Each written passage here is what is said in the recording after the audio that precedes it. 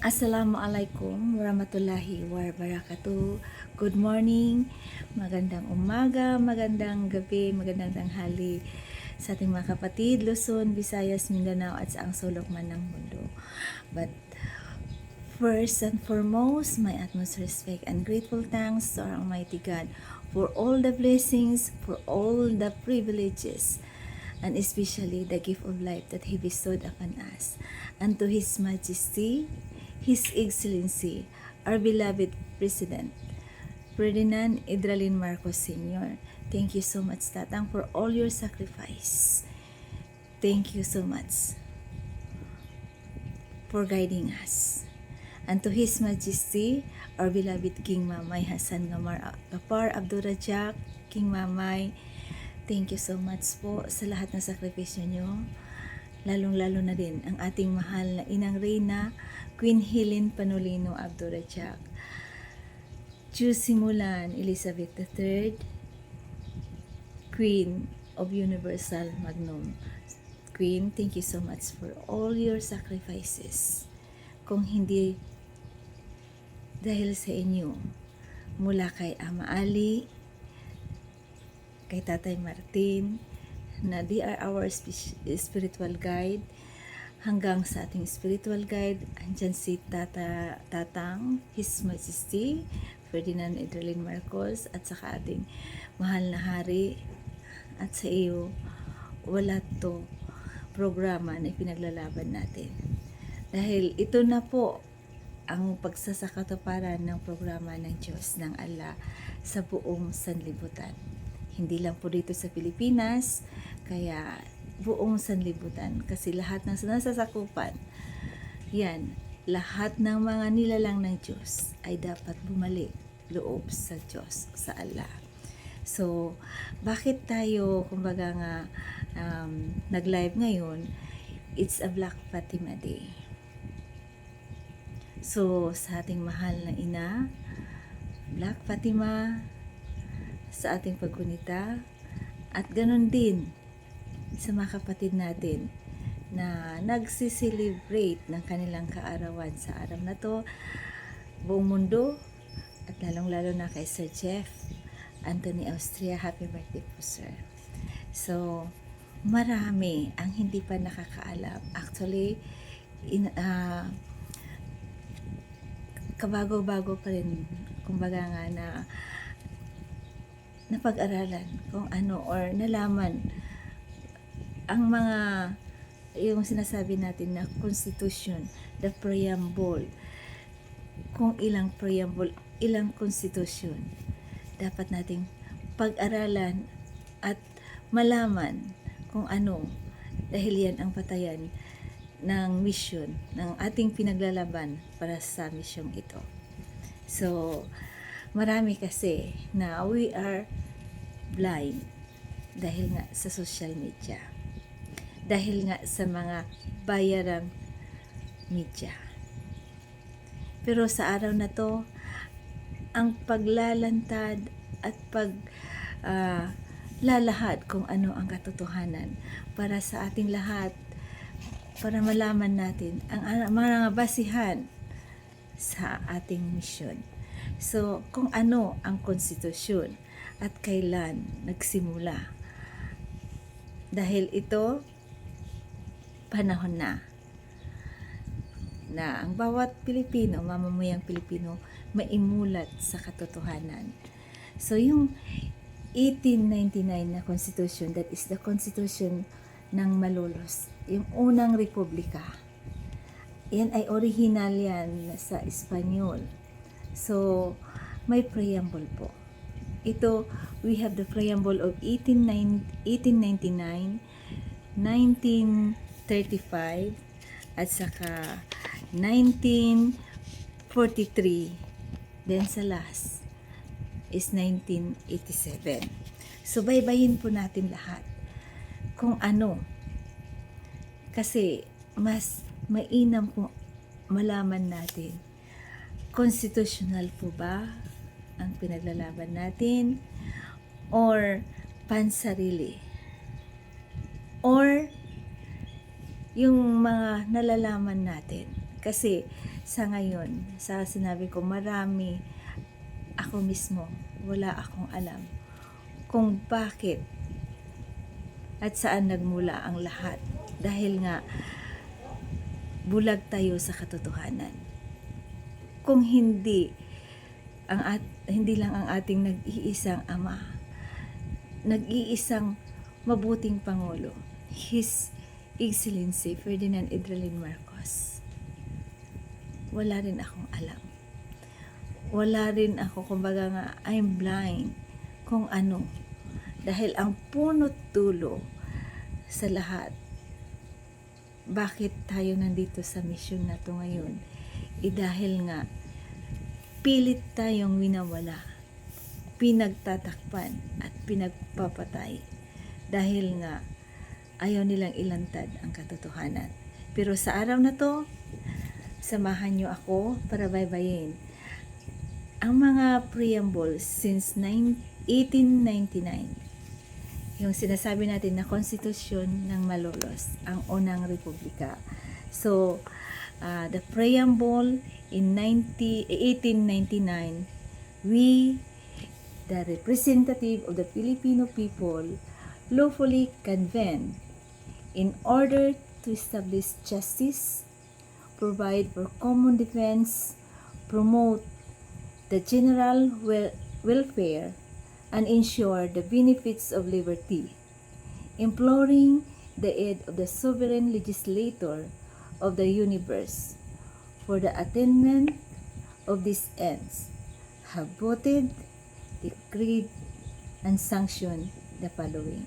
So ito yung kauna-unahang republikang konstitusyon sa Asia na pinagtibay noong 1899 sa Malolos, Bulacan sa ilalim ni Pangulong Emilio Aguinaldo.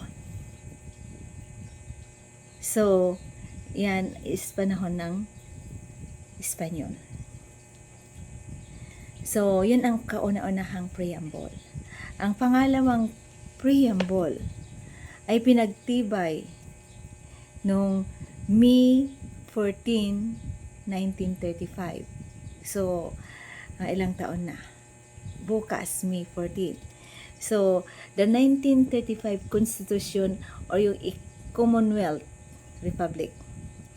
Ang preamble is the Filipino people imploring the aid of divine providence in order to establish a government that shall embody their ideals, conserve and develop the patrimony of the nation, promote the general welfare, and secure to themselves and their posterity the blessings of independence under a regime of justice, liberty, and democracy, do ordain and promulgate this Constitution. Ito ang kumbaga nga konstitusyon sa panahon ng Commonwealth since 1935 to 1946. At ito yung ikatlong republika since 1946 to 1972.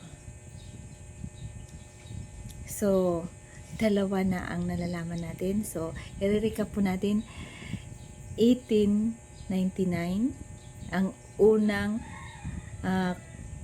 yung sinasabi natin, konstitusyon, Malolos konstitusyon at kauna-unahang konstitusyon sa buong Asia.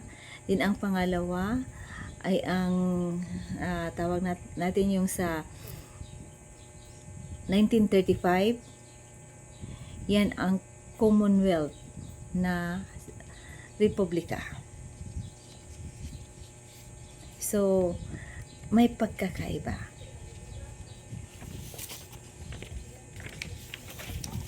Sana maintindihan natin bakit natin binabaybay ito para isa-isahin natin. So, yung 1943 Constitution, yan ang ikalawang republika sa ilalim ng Hapon. Pinagtibay sa panahon ng pananakop ng Hapon since 1943 to 1946. So, Walang preamble yan. So, yung 1973 na konstitusyon, panahon ng batas militar, yan ang sinasabi natin na bagong lipunan.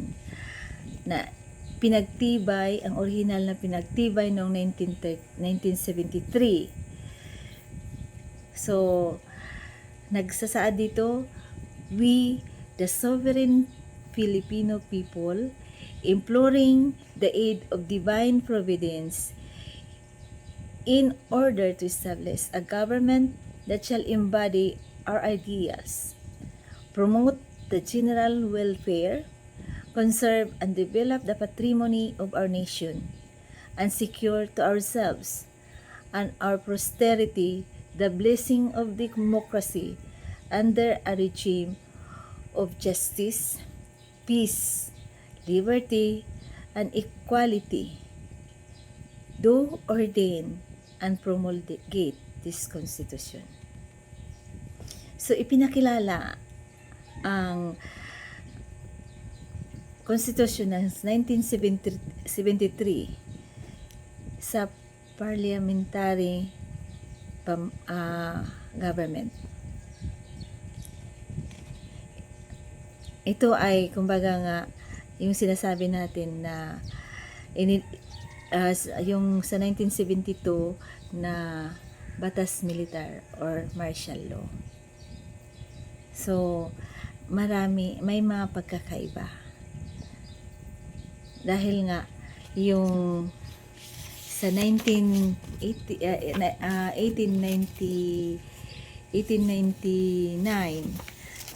ang sinabi dito is we, the representative of the Filipino people, lawfully convene in order to establish justice, provide the common defense. Pero sa 1973 na Constitution, yung preamble, we, the sovereign Filipino people, imploring the aid of divine providence. So, kinikilala po natin ang Diyos na makapangyarihan sa lahat. So, may tatlo na tayong preamble since 1899, 1935 sa panahon ng mga sa Hapon, then ang 1973, that is the sinasabi natin yung bagong lipunan. So, magkakaiba. Dito rin sa 1987 ay binago na sa panahon ng Pangulong Cory Aquino.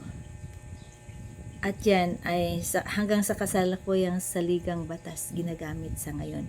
Pinagtibay noong February 2, 1987.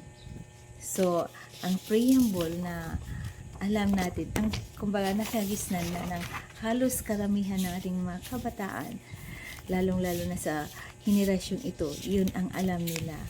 Yung sinasabi natin na we, the sovereign Filipino people, imploring the aid of Almighty God in order to build a just and human society and establish a government that shall embody our ideas and aspiration. Iba na. Our ideas and aspiration. Promote the common goods, conserve and develop our patrimony, and secure to ourselves and our posterity the blessing of independence and democracy, under the rule of law and a regime of truth, justice, freedom, love, equality, and peace, do ordain and promulgate this Constitution. So, magkaiba. Pero, bakit ba natin ito dinidiscuss? Para malaman po natin na since 1899 hanggang sa kalukuyan, paiba-iba. Dahil sa pamumuno. Pero sa 1935 hanggang sinasabi natin, yung 1973, na constitution. Talagang, kumbaga nga, andoon yung sinasabi natin, we, the sovereign people, imploring the aid of divine providence. Divine. Yan ang pinagbabasihan po natin. Marami ang, kumbaga nga, dapat nating malaman kasi nga, sa panahon natin ngayon, yung sinasabi natin na the divine law ay dapat nating malaman. Kasi nga, ang sinabi ng ating mahal na Pangulo, the 16 Code of Ethics, yan ang ating dapat pagbabasihan. Hindi yung pansariling kapakanan. So, kung nalilito kayo, nakikiusap po ako. Try to search the preamble since 1899 para ma-compare nyo, mapag-aralan kung ano ang pagkakaiba. So, dito yung sinasabi natin na yung Code of Ethics or Code of Citizen and Ethics, which was promulgated by President Manuel L. Quezon on August 19, 1935 through Executive Order number 217. Yan, yung sinasabi natin na Code of Ethics na sa ngayon nakakalimutan ng halos lahat ng politiko. Actually, sa totoo lang, I am not the one. Kung tutuusin, wala akong kaalam-alam dito. Marami kasi ang mga pinagbilinan ni Apo Lakay at binigyan ng pagkakataon na mag-aral sa mga prestihiyosong universidad sa ibang bansa. They are the scholar. Para sa panahon sana na ito, sila ang magtatanggol. Sila ang magdidipinsa o tutulong para mailabas ang katotohanan. Pero nakakalungkot. Hindi po ako nangangaway, hindi po ako nangungunsensya, pero yan ang katotohanan. Dahil marami ang nabigyan ng mataas na kaalaman,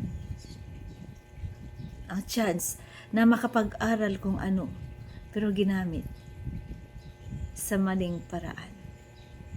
Maliban sa iilan, sa libo-libong pinag-aral. Yan ang katotohanan. Kaya yan ang masakit. Dahil sa halip na tulungan ang ating mahal na Pangulo sa misyon, dahil 1980s pa yan dapat, ma-implementer lahat yan. Kaya nga ang sinabi ni Tatang, andoon na yung Masagana 99. Marami ng project para sa kapakanan ng bawat mamamayang Pilipino. Pero pinagkaisahan ng Vatican, ng Kabal, ng Illuminati. Pero sa panahon natin ngayon, ganun pa rin ang ginagawa ng mga politiko na garapal. Hindi lang sa kaban ng bayan, kundi harap-harapang linuloko tayong mamamayang Pilipino. Masakit.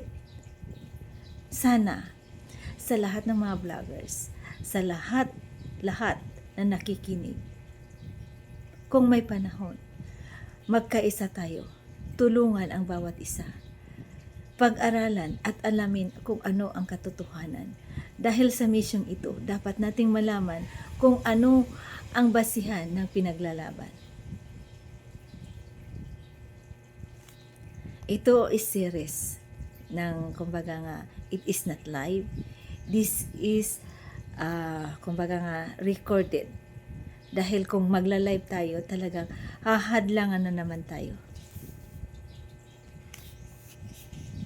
So, para malaman po natin yung 16 codes of ethics. Number 1, have faith in divine providence that guides the destinies of men and nations.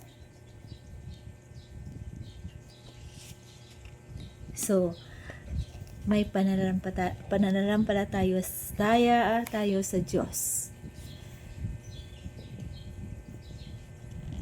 Then, love your country. Number 2 yan. Number 2, love your country, for it is the home of your people, the set of your affection, and the source of your happiness and well-being. If defense is your primary duty, be ready at all times to sacrifice and die for it if necessary. Kaya nga yung sinasabi natin na yung pambansang awit natin, yung, ang mamatay ng dahil sa'yo. Pero iba na ngayon. Dahil hanggang sa kamatayan, lumalaban sila sa malayong paraan.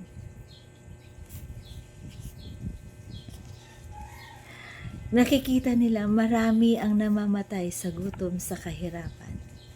Pero pikit mata, bulag sa katotohanan. Dahil yan ang kasalukuyan na mga politikong namamayagpag. Alam po natin, they are all just a caretaker. Pero wala na silang poder, wala na silang power. Dahil na ibalik na sa lahat. Buhay si Apulacay sa lahat ng hindi maniwala. I am not here.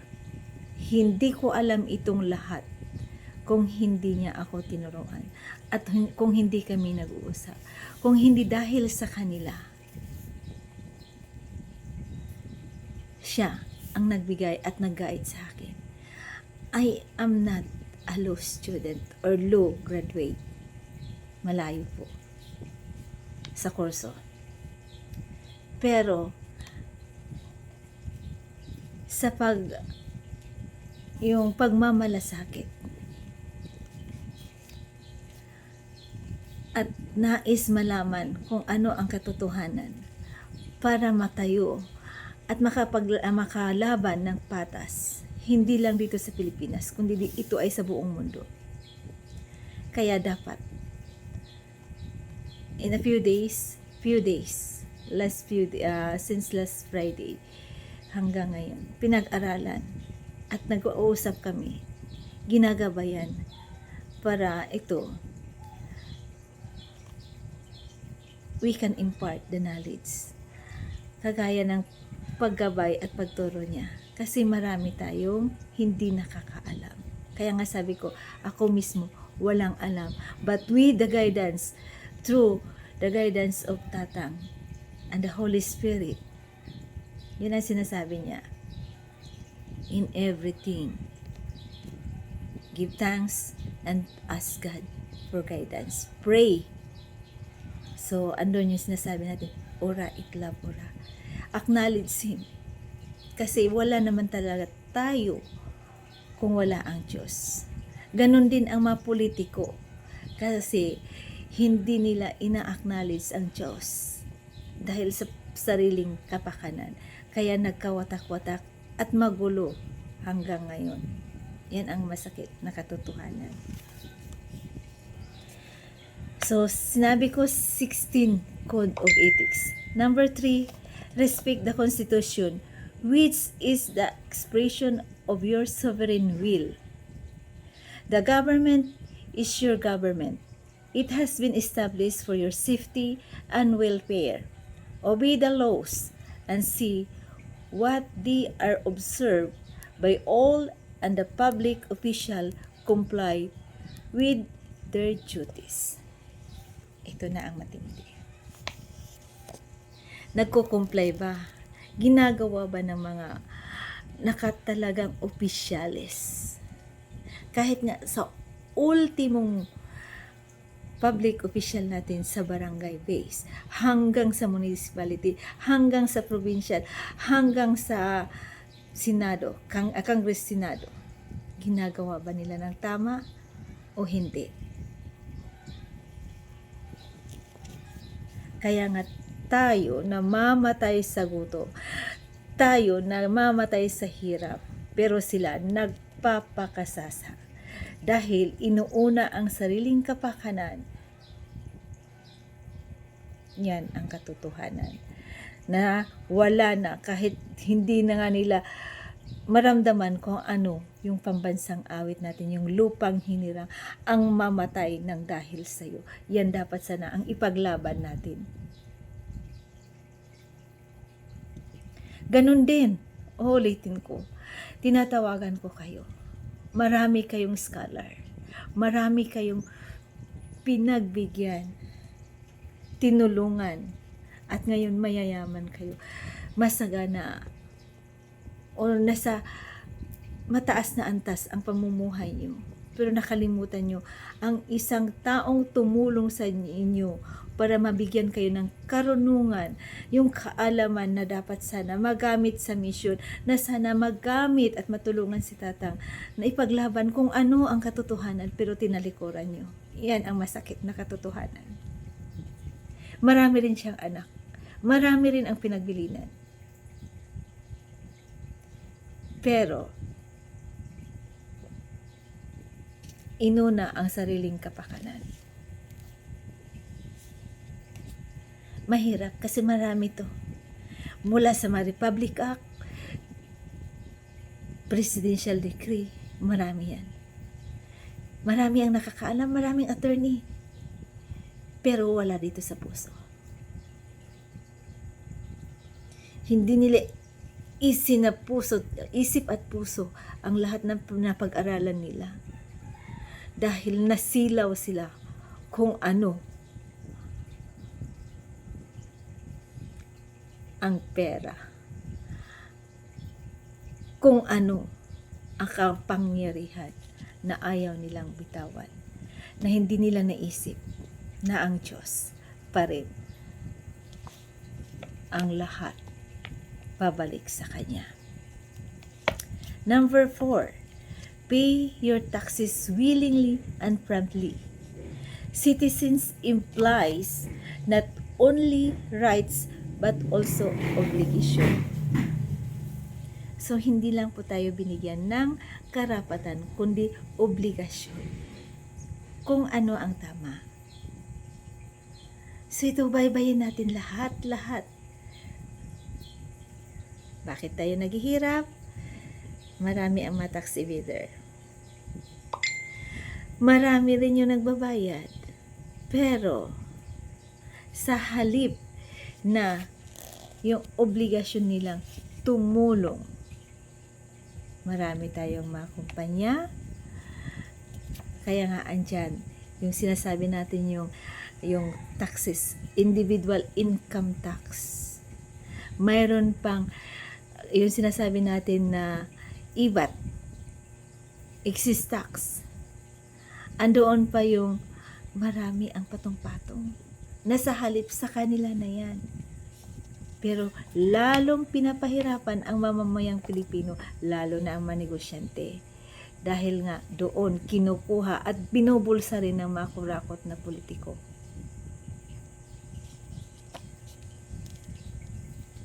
Number 5, isipin natin 16 codes of ethics. Number 5, safeguard the purity of suffrage and abide by the decision of the majority. Pero sa ngayon kasi, marami. Yung sinasabi natin, abide by the decision of majority. Pero ano ang nangyayari? Bayaran. Kaya kung saan sila nakakakuha ng pundo, doon ang nananalo. Kaya sa panahon na ito, pera-pera. Kaya bakit natin ipinaglalaban na balik lahat at malaman natin kung ano ang katotohanan? Kasi ang Diyos ang alam, matagal na tong programa, na tayong lahat sana pantay-pantay. We have the equality of rights. Number 6, love and respect your parents. It is your duty to serve them gratefully and well. Marami na rin. Sa mga kabataan ngayon, walang respeto, walang pagmamahal sa mga magulang. Yan ang katotohanan. Number 7, value your honor as you value your life. Poverty with honor is preferable to wealth with dishonor. Grabe, no? Kailangan natin na kumbaga bigyan ng halaga ang ating dangal, ang ating puri, dahil yan ang ating buhay. Bilang pinapahalagahan natin ang ating buhay, na yan ay bigay ng Diyos na may kapal. Isipin natin, mas mabuti pa yung magiging kumbaga mahirap ka, dukha, with honor, kaysa yung mayaman ka nga, pero walang dangal. Marami dyan. Mula Senado. Lahat. Wala. Dahil nga magagaling silang mag-English. Dahil nga makapangyarihan sila dahil sa pera. Dahil andyan sila sa posisyon. Ginagawa nilang tanga, gago ang mga tao. Yan ang katotohanan.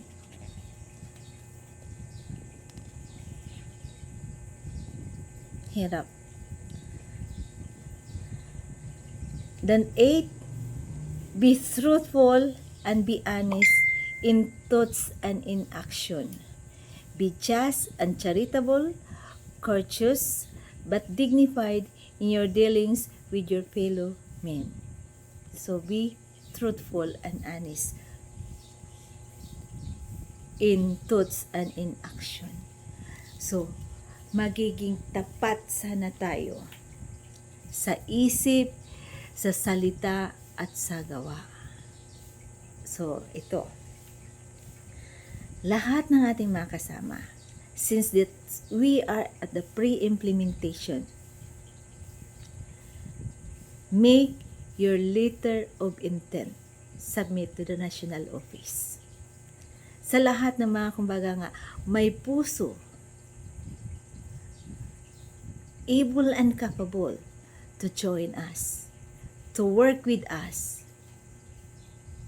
submit your letter of intent. Purity of intent. Kasi, iba ang sitwasyon natin. Hindi po ito palakasan. Hindi po ito pakilala. Yung kumbaga, may kakilala ka o bigayan. Kasi we are not in a corporate world right now. This is the spiritual program. Iba po ang nakasanayan natin. Dahil malapit ka, yan ay ikaw na yan. Hindi po yan. Kasi ang Diyos, ang Allah, nakikita niya yung puso ng bawat isa. Ang intention ng bawat isa. Hindi pa lang sa pananalita, pati sa gawa. Kaya nga, marami tayo sinasabi natin, potential leaders in every areas.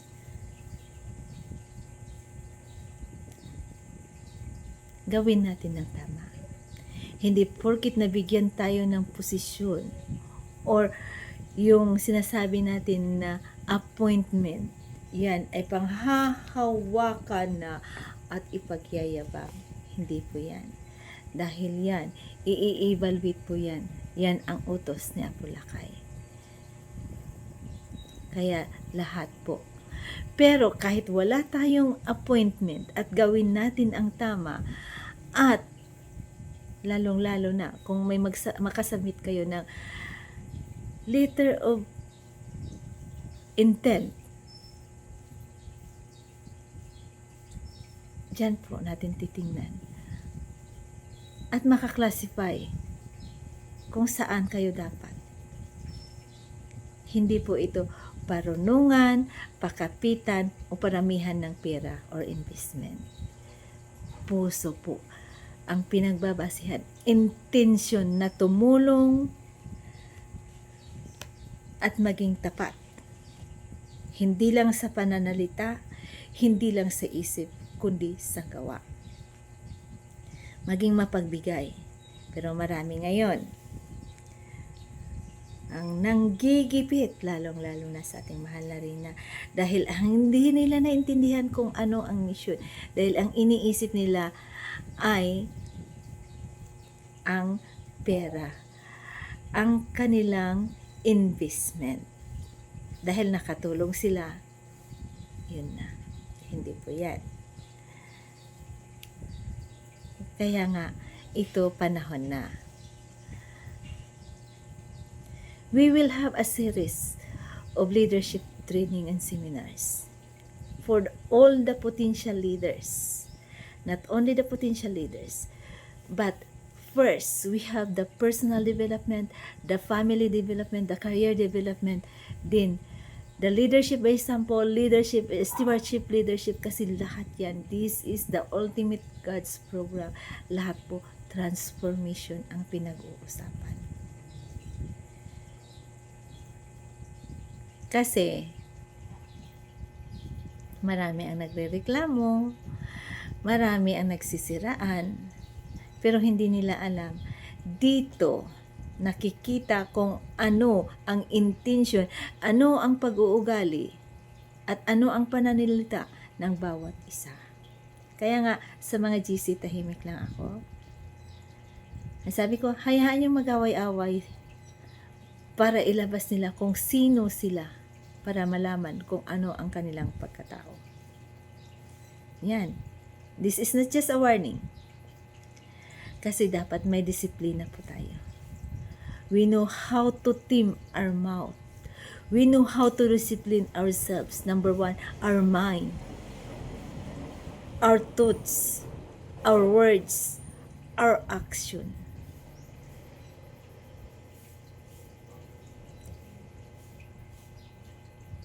Nakakalungkot. Marami pa rin ang hindi nakakaintindi. So, today and onward, we have a series of this, we call that enlightenment, because we are at the pre-implementation. The number 9, Code of Ethics. Lead a clean and frugal life.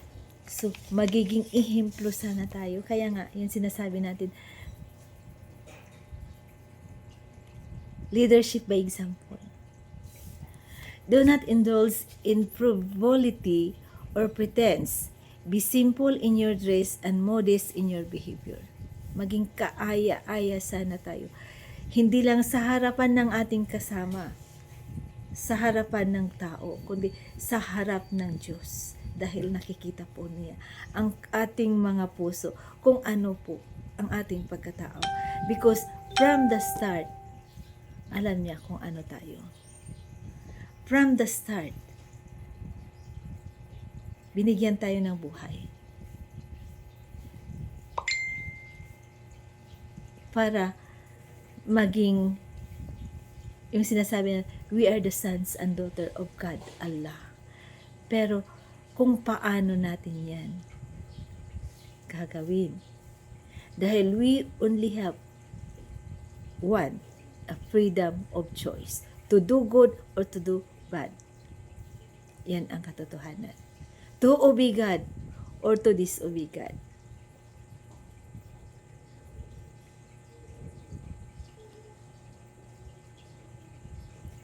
Actually, the 16 Code of Ethics, yan ay kumbaga part na yan sa leadership training seminars natin.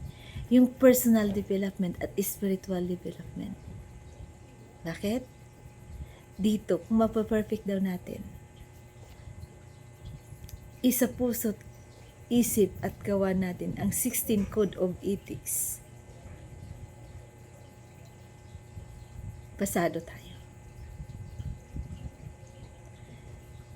Ang baga nga, sinasabi na, we are one. We are a chosen one. Mahirap. Sa totoo lang, napakahirap. Marami ang aspirant. Marami ang gustong maging general, major, kung ano pa dyan. Dato, sultan, marami dyan. But first, ito na lang, prangkahan, diretsuhan tayo. Sinabi ni Tatang, ang sabi ng ating mahal na rin na pre-positioning. All the position is just a temporary. Kasi, i-evaluate lahat yan. Kung may nagawa ka, tama ba ang ginawa mo o hindi. Even the leaders, we have a lot of potential leaders, not only here in the Philippines, but all over the globe.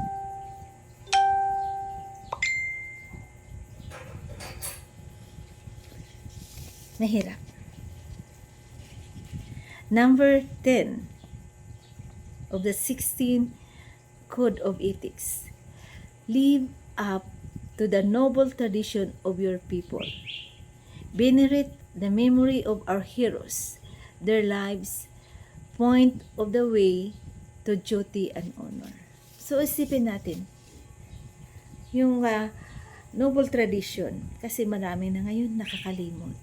Nakakalimot na natin kung ano ang ating mga pinagmulan, ano ang mga nagawa, ang mga sakripisyo ng ating mga bayani.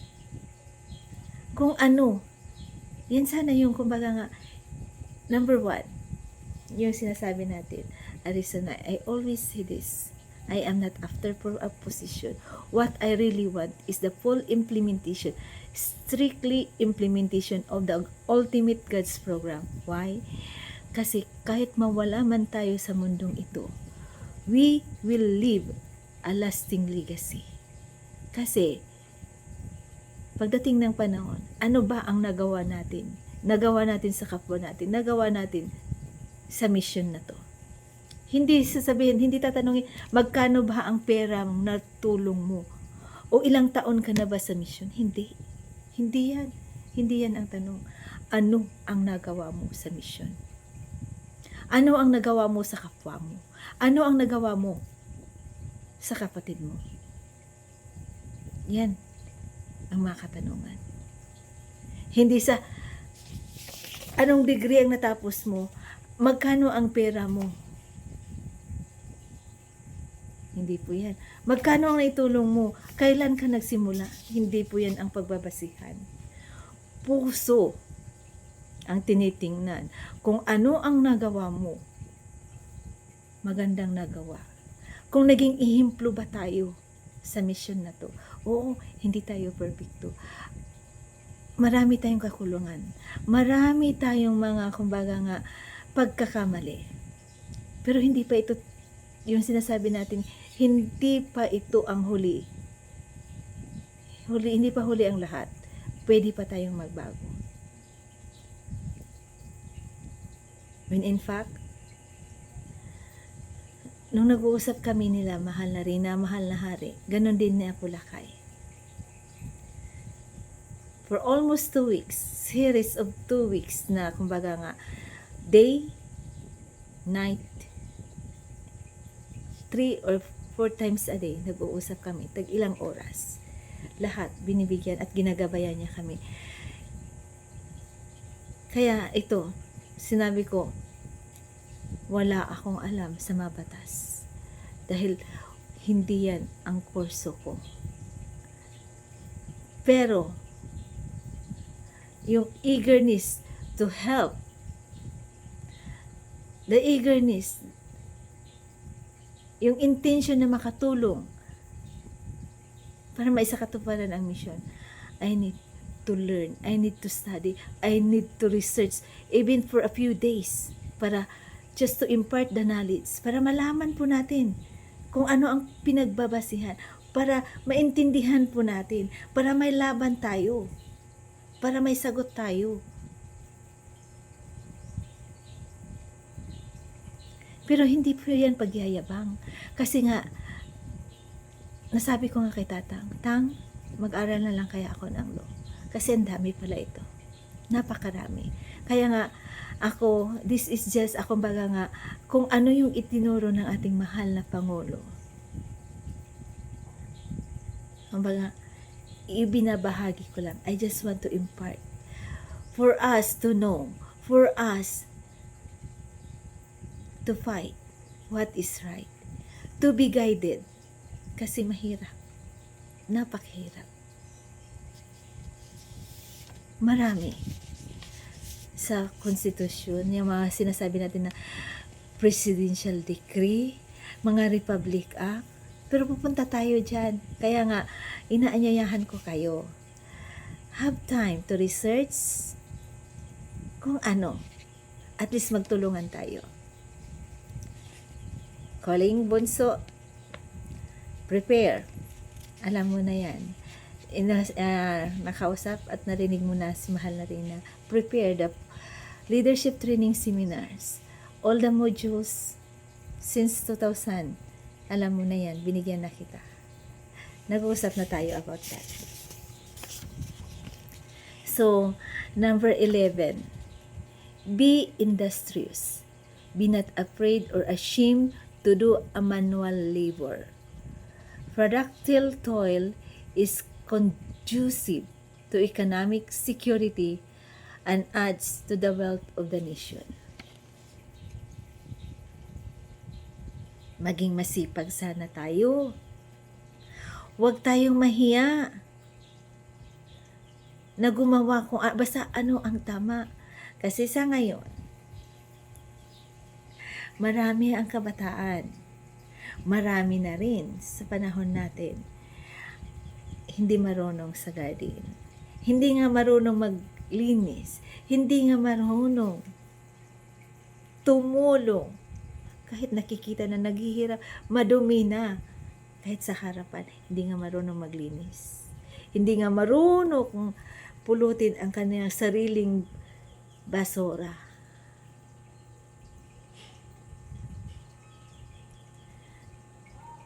Marami na. Kasi marami na rin yung ang hahaba ng kuko, akala mo kung ano na yon dahil hindi nga tanim ng kahit isang butil man lang ng kamatis. Ito na pag-usapan namin na lahat yan, darating ang panahon, lahat ng teknolohiya dadalhin sa atin. At lahat, walang magugutom. Dahil makaklasify natin yan, yung sinasabi natin na yung formal and non-formal education.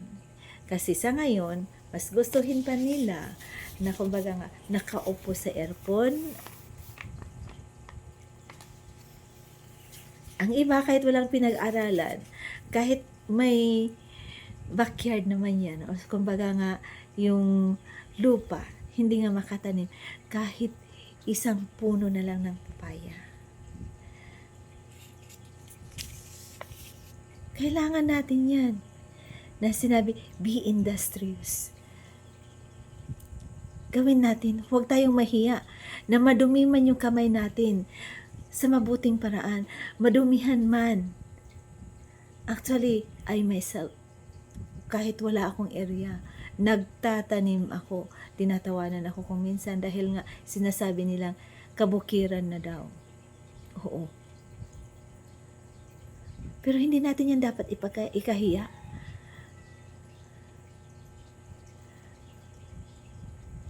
Bumalik ako dito sa Bohol, December.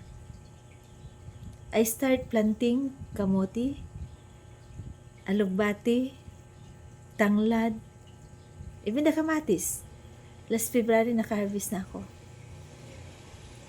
Hanggang ngayon, ilang beses na ako nakakuha ng ng dahon ng kamote, dahon ng alugbati. Marami. Huwag tayong mahiya. Huwag tayong maging tamad. Huwag tayong kumbaga maging yung sinasabing maarte. Kasi lahat naman tayo babalik at babalik sa lupa. Alam natin kung anong pinagmulan natin. Ang tao nagmula sa lupa. Binigyan lang tayo ng hininga. Kaya dapat sana natin gawin kung ano ang tama. Be industrious. Be not afraid or ashamed to do manual labor. Kasi, lalong-lalo na ang mga politiko, naupo lang yan. Tanggap ng honorarium. Hindi sila nahiya. Hororarium, nakakahiya. Sa halip na honorarium. Dahil kinamkam sa kaban ng bayan. Number 12, rely on your own effort for your progress and happiness. Be not easily discouraged. Persevere in the pursuit of your legitimate ambition. Yung sinasabing, pagsikapan mo, magsumikap tayo, naabutin kung ano.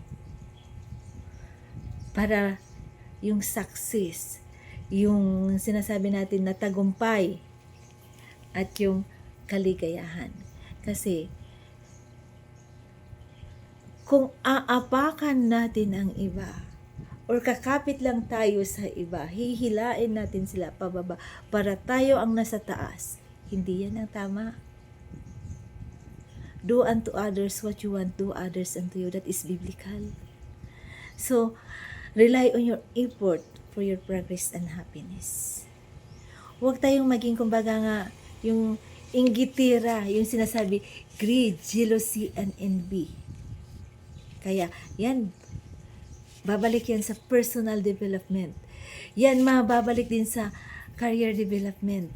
Ganon din sa spiritual development kasi andoon pa rin yung greediness, andoon pa rin yung jealousy, andoon pa rin yung envy.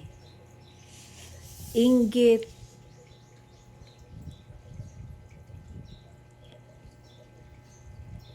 ito, we must have to unite. This is the ultimate God's program. Ano ba ang gantimpala ng bawat isa? Pagdating, may sa katuparan ang programa ng Diyos ng Allah. Ang pinakamahirap na Pilipino ay aapat lang naman na puti ang kanyang katulong or kasambahay. Imagine, yun ang pinakamahirap na Pilipino na pagdating sa implementasyon. Tandaan po natin, maraming gantimpala kasi the peace depends. Peace, prosperity depends. Lahat yan, program ng ating mahal na Rina. So, economic. Number 1, yung learning program. Free yan. Para wala nang isipin. Ang nanay o ang tatay sa kinabukasan ng mga bata. At doon i-guide. Kaya nga, lahat, makaklasify natin kung ito dapat dito sa area ito, ano yung skills, ano yung kapasidad, or ano yung talento ng isang bata. Because, imumold natin sila kung ano ang tama. Yung hospitalization, free na rin. Marami ang mababago sa implementasyon. Kasi lahat yan, sobra-sobra kung ano ang gantimpala para sa bawat isa. Not only the housing, all rise. Matatayog o matataas. Hindi yan kagaya ngayon na puro kabote. Bakit? Marami tayong mga land grabbers. Marami tayong real estate developer.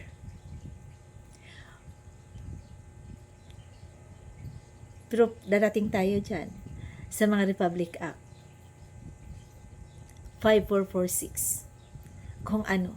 Kasi lahat din, hindi lang politiko, lahat ng ahensya ng gobyerno may violation. Lalong-lalo na ang LRA. So, papunta tayo dyan. Kaya nga, binabaybay muna natin. This is just an introduction.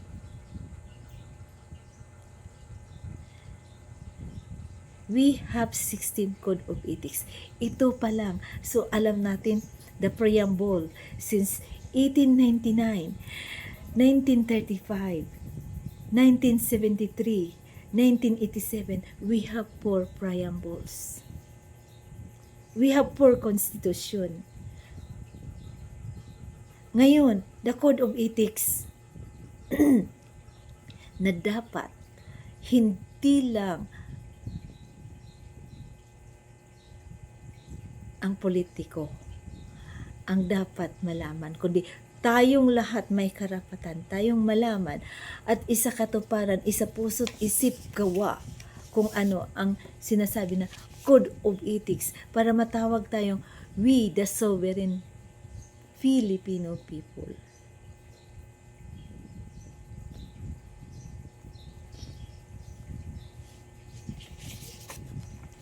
Number 13. Do your work cheerfully, thoroughly, and well. Work badly done is worse than work undone. Do not live for tomorrow what you can do for today. Yun ang sinasabi. Ito kasi sa ngayon, we have a lot of people, we have a lot of, kumbaga nga hindi lang, kasi nakasanayan natin, manyana habit. Last minute. Saka na yan, bukas na yan. Pero ano, ang sinabi noon sa akin, do today what you can do tomorrow. Do not live for tomorrow that you can do it today. That is number 13. Work, do your work cheerfully, thoroughly, and well. So, kung ano ang obligasyon, kung ano ang naatas, gawin natin na tama, karapat-dapat at maayos. Kaaya-aya. Kaya nga, nung binigyan ako ng assignment, hindi sa pagyayabang, pero sabi ko, wala akong alam. But with the guidance of God, Allah, with the guidance of Aliyah, of our Aliyah, with the guidance of Tatay Martin, with the guidance of Ama Ali, and Tatang Apulakay, His Excellency, with the guidance of the Holy Spirit, magagawa natin yan na tama. Kaya nga sabi ko, the Code of Ethics, only last Monday lang ito. Pero hindi tayo nagmamarunong. Kaya nga sabi ko, nakakalungkot. Dahil marami nga ang binigyan ng pagkakataon. Marami ang mga scholars. Pero wala na isa na tumayo para tumulong sa misyon na to. Wala. Yan ang nakakalungkot. Kaya nga tayo lahat, inaanyayahan ko kayong lahat. Kung may panahon kayong mag-aral or basahin, mag-research, not to the extent that you are going to enroll in a law school para malaman. Hindi na natin yan kailangan. We need the guidance of the Holy Spirit. We need a purity of intent to know the truth, to serve the truth, to serve the people. Yan ang katotohanan na dapat natin gawin. Para magawa natin na maayos, may isa katuparan natin ng tama, at matamasa natin kung ano ang ating minimithi. Kasi nga, andito, yung sinabi natin kanina na kumbaga nga, yung sa number 12, rely on your own effort for your progress and happiness. Para matamasa natin ang ating kaligayahan, hindi tayo umaasa sa iba. Tapos gawin natin kung ano ang tama, kaaya-aya at nararapat.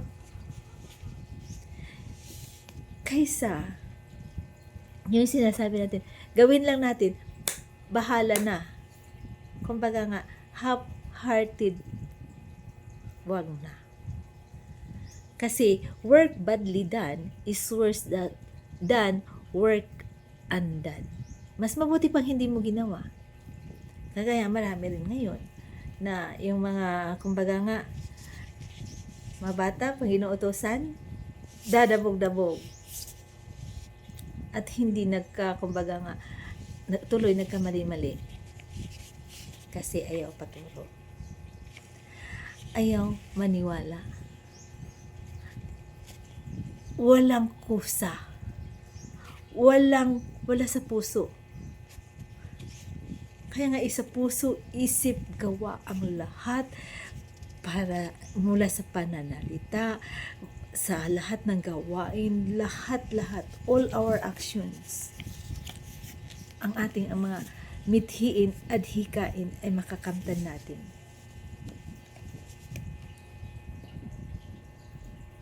Actually, if I only have enough time,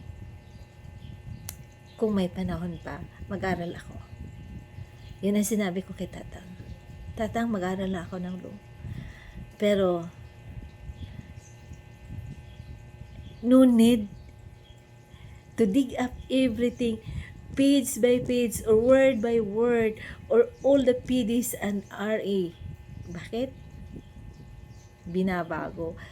Yung sinasabi natin, Duralix Sidlix, the law is hard but it is the law. Dito sa Pilipinas, binago-bago ng mga politikong gago, mga attorney na mga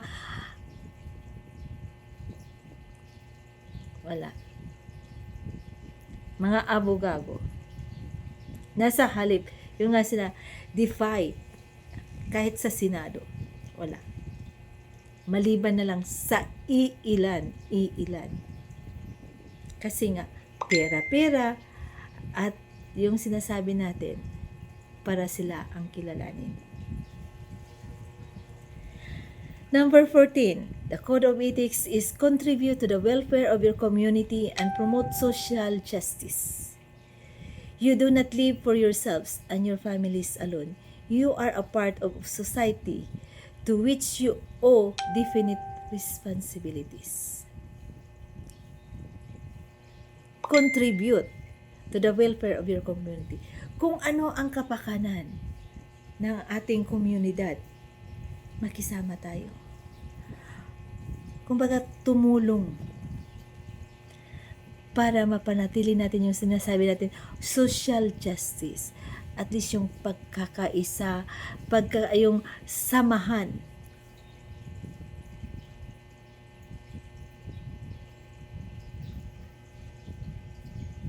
Pero ngayon, iba. Bakit? Wala akong pakialam dahil hindi ko naman yan kilala. Wala akong pakialam kahit nga magkatapat or magkatabi kayo kasi nga pataasan ng ego. Dahil andoon pa rin yung insecurities, yung greediness, yung sinasabi natin na yung envy. Kasi mas mataas siya sa'yo or mas may kaya siya sa'yo. Kaya, yun. Pero, hindi yan ang dapat. Kahit kunti, mas mabuti nga pa yung mangmang, yun ang sinabi ko. God uses ordinary people to be the extraordinary for His glory. Kasi, mas maganda pa naturuan yung walang alam dahil nga, kumbaga nga, they acknowledge the God, the Holy Spirit who guide them. At gagawin nila yung tama at karapat-dapat. Kasi marami yung marurunong pero ginamit sa sariling kapakanan. Yun ang masakit na katotohanan. So, we are part of the society which we owe definite responsibilities. The peace and order. And even the prosperity. Kasi nga, isang community, for example, ang kalinisan. Number 1 yan. Kung tawag nito, kung wala kang pakialam, wala kang pagmamalasakit sa iyong kapwa, wala. Kaya, maibabalik pa rin yung sinasabi natin na bayanihan. That is the number 14 Code of Ethics. Number 15 is cultivate the habit of using good made in the Philippines. Patronize the product and trade for your countrymen. Dito marami. Pag nakakita ng branded sa ibang bansa, imported, ay nako, social na.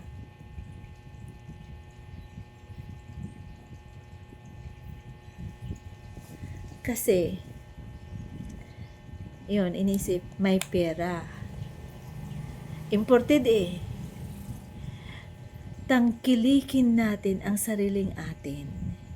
At kung pwede pa, palaguin natin. So, pagdating ng panahon, huwag mag-alala. Ang lahat ng mga sinasabi natin, kasi yung non-formal education, yung dressmaking, basket weaving, yung pottery, marami yan. Even the fishery, lahat-lahat, ang daming magagawa. Not only yung kumbaga nga, yung agwa and agree. Kasi maraming dapat tayong sinasabing, marami tayong resources. Pero hindi natin pinapakinabangan. May mga baka tayo magaganda. May mga, kumbaga nga, yung sinasabi natin, mga nipa natin. May mga buli tayo. Marami yan. Pero, pag hindi branded ang hawak mong bag dahil buli or abaka, wala lang. Bakit? Ang iba, pag ganun pang mata, ganun. Bakit? Walang K. Dahil nga, hindi libo yung bag niya kasi nga locally made. Pero once na sinabing Chanel, Dior, Louis Vuitton, yes, maganda. Pero ito, tangkilikin natin ang sariling atin para kumbaga nga hindi lang sa ikakaunlad ng bayan, kundi matulungan din ang pangkabuhayan ng ating mga kababayan. Kaso lang, kung si Juan de la Cruz ay may tawag nito, basket weaving, wala. Bakit? Ninggit may income siya may skills siya or kumbaga nga talent siya na gumawa. Ayaw niya kasi bakit? Iniisip niya na nalamangan siya. May pera si Juan de la Cruz. Wag na. Si ganito na lang. O doon na lang ako mag-o-order. Ganun. Pero hindi sana yan. Tangkilikin natin ang sariling atin para matulungan natin ang ating mga kababayan. Para maiangat rin natin ang antas. Not like in Korea, South Korea. Lahat ng mga Korean dito sa Pilipinas.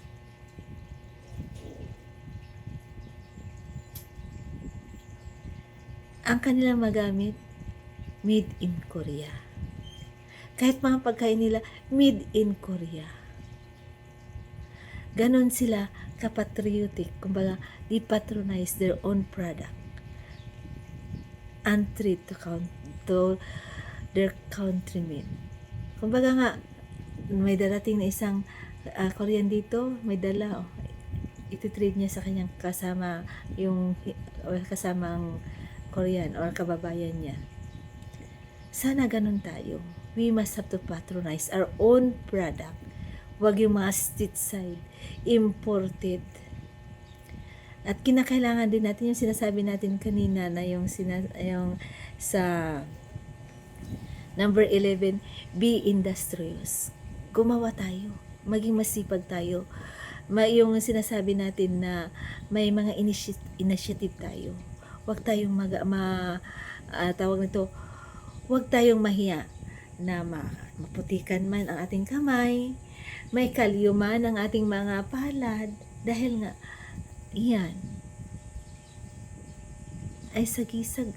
Kumbaga nga, yung palatandaan na tayo ay nagsisikap.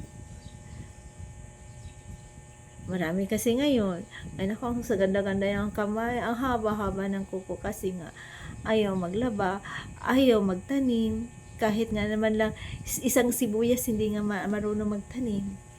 Wala. Kaya nga tayo naghihirap. Wala na yung mga sinasabi natin na yung sinabi natin yung sa constitution natin, binago para lang kung ano ang yung pwede o naaayon sa kanilang kagustuhan o sa sariling kapakanan, na hindi na iniisip yung sambayanan. So, cultivate the habit of using goods made in the Philippines, or patronize the product and trade for your countrymen. So that is number 15. So number 16, last but not the least, use and develop our natural resources and conservation for posterity. They are the unalienable heritage for our people. Do not traffic your citizenship. So, yun. Dapat natin, kumbaga nga, i-develop or kumbaga nga, pagtibayin or i-improve or gawin yung marami, yung mga natural resources natin na kumbaga nga, gawin natin, gamitin natin ng maayos para sa ikakaunlad ng bayan. At yan ay tatak natin na Pilipino. Dahil dito sa Pilipinas, dito lang sa atin, napakarami ang mga resources natin. Like kumbaga nga, coconut. Ito na lang sasabihin ko. From coconut tree, kahit sa dahon, pwede magamit yan.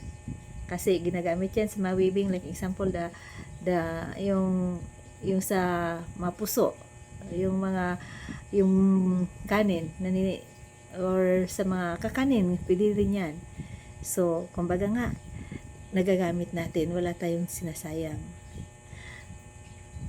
Midribs. Yung mga basket, pwede nating gamitin sa midribs, yung coconut midribs para gawing basket. Yung mga, tawag nito, yung mga fruit trees, fruit tray. Yung bark, yung husk, kasi marami yan sa ibang bansa. Kaya nga sila, kumbaga nga, yung sa flood control nila or yung sa soil erosion nila, yung coconut husk, ginigiling yan, ginagawang fiber, ang iba ginagawang lubid. Marami tayo, napakarami.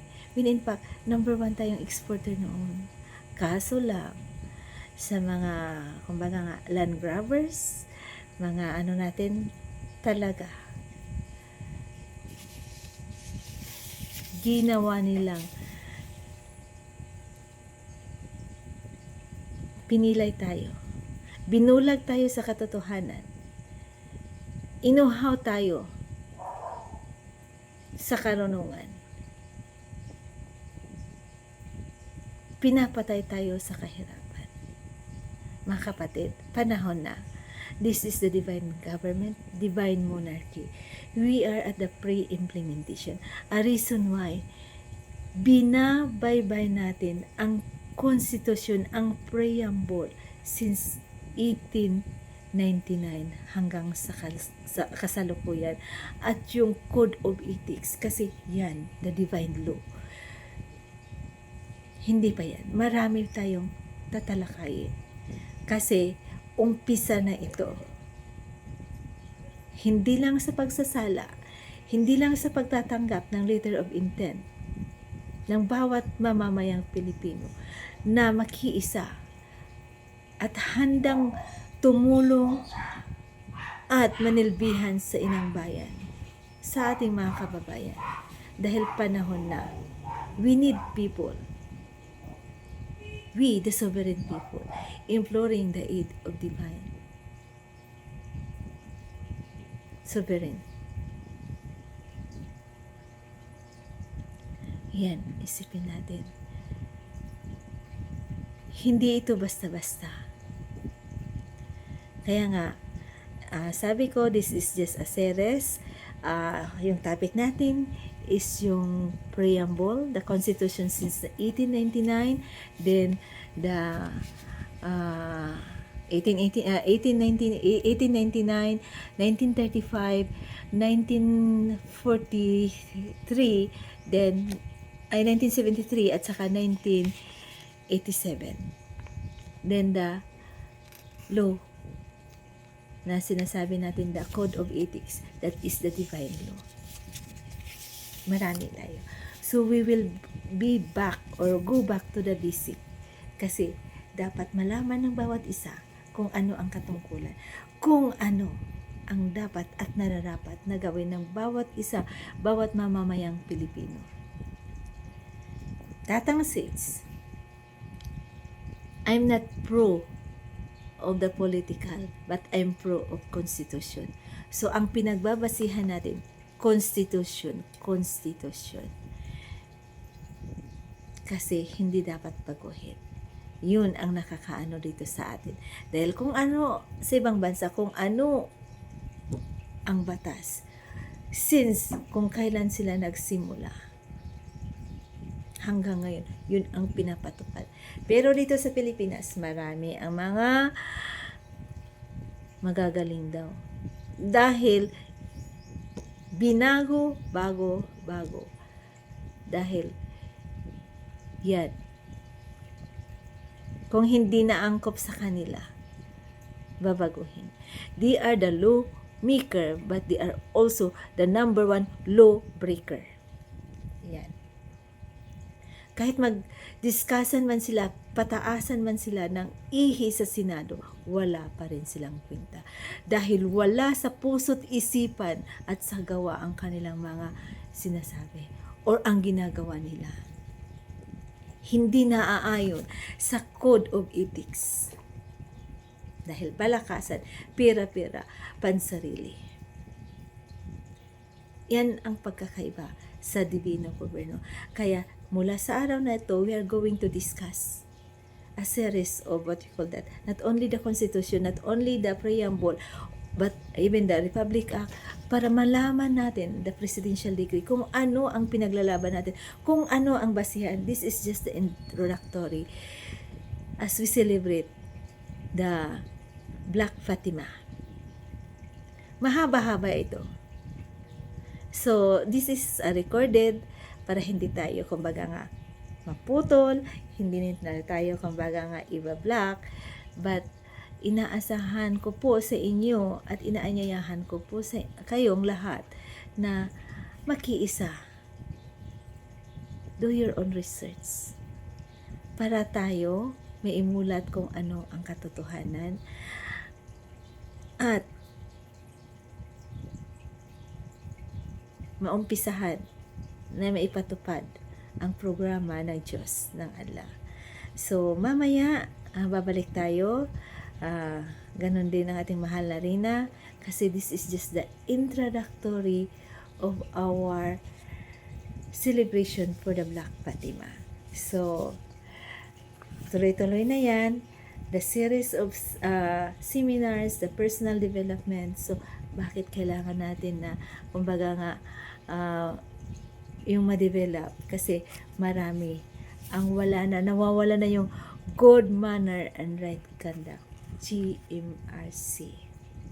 Nakakalimutan natin ang Diyos. Ang family development, bakit kailangan? Because family is the basic unit of the society. Iyan ang katotohanan. The family, the spiritual development, bakit kailangan yan? This is the ultimate God's program. Programa to ng Diyos ng Allah. Hindi po programa ni sinong Poncio Pilato na siya yung masusunod dahil siya ang sultan o siya ang dato o siya ang leader. Hindi po yan. Kaya nga, yung Code of Ethics andito po. Inumpisahan natin from the Constitution, the Preamble since 1899 hanggang sa Code of Ethics para isa-isahin po natin, para malaman po natin. That is our guide. Kaya nga sabi ni Tatang, if you can perfect the Code of Ethics, pasado ka na. Mahirap, no? 16 Code of Ethics. We have the 16 Codes of Ethics. That one. Mahaba-haba. Actually, this is, kumbaga, andyan sa internet yan. You can research it. Kasi, binigay lang ito last Friday na napag-usapan. So, sabi ni Tatang, sabi ni Queen kahapon, discuss the code of ethics. Ganon din si Tatang. Kasi yan ang mga pinagbabasihan natin. Pero we have a lot of topics later.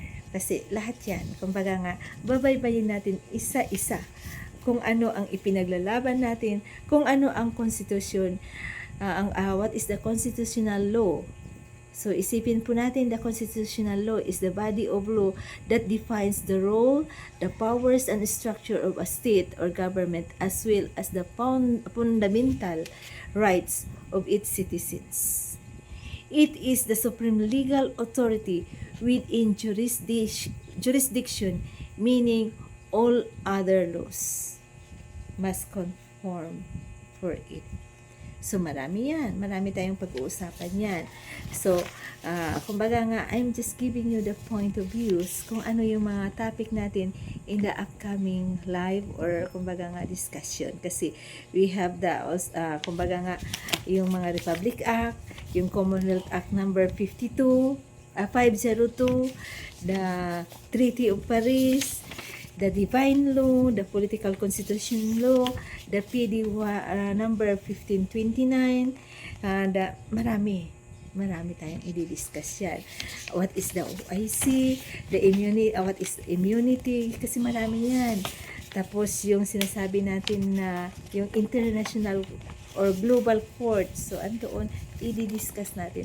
Kasi babaybayin natin kung ano ang punto at ano ang ating ipinaglalaban, kasi ang ating mahal na Pangulo, they are na nasa taas na po sa international ruling for the international treaty. Kaya kung tahimik man, maraming ginagawa. Pagpasensyahan sa mga tao hindi natin nasasagot kung minsan, kasi nga most of the time naka-online ako, pero I prioritize to answer or to talk with Tatang and to Her Majesty, our beloved Queen. Because we are discussing a lot of things, especially the implementing guidelines and all the Republic Act, the Constitution, the Presidential Decree, because we need to know, as we at least we have all the basis to fight. So sa lahat ng mga kumbaga nga sinasabi natin, nagmamarunong mga senado, lahat ng mga politiko, congressman, lahat. Even all the what we call the trial courts, regional trial courts, the Supreme Court, you know the truth. Mahiya kayo. Hindi kami nakikipag-away, but you must have to know the truth and abide the rule of law, the code of ethics, the 16th code of ethics. Yan ang dapat pagbasihan ng bawat mamamayang Pilipino. So, thank you so much. Talagang ito yung masasabi natin. This is a series. This is just an introduction for all the topics that we had. Kumbaga nga, marami. Yung sinabi natin kanina. So, maraming salamat po sa lahat nating mga kapatid. Stay safe and God bless. See you in the next series.